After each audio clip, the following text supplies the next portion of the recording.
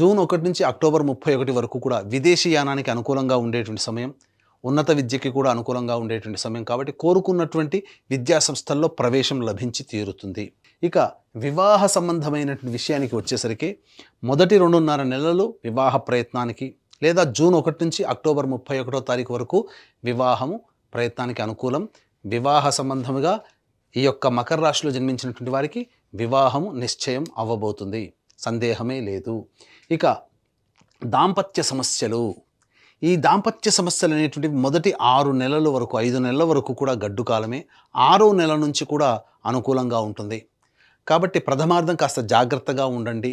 ఎటువంటి పొరపచ్చాలు ఆవేశాలకి లోను కాకుండా సంయమనం పాటించినట్లయితే జూన్ నుంచి అన్నీ సర్దుబాటు చేసుకుంటాయి, దాంపత్య సమస్యలు తొలగిపోతాయి. ఇప్పటికీ విడిపోయి కలవాలనుకునే వాళ్ళు జూన్ తర్వాత ప్రయత్నాల్లో మీరు సఫలీకృతులు అవుతారని చెప్పవచ్చు. ఇక ఆరోగ్య విషయంలోకి వచ్చేసేసరికి ప్రధానంగా ఇటు ఏప్రిల్ మే మంత్, మార్చి 15వ తారీఖు నుంచి ఏప్రిల్ అండ్ మే మంత్ వరకు గురువు అనుకూలంగా లేడు.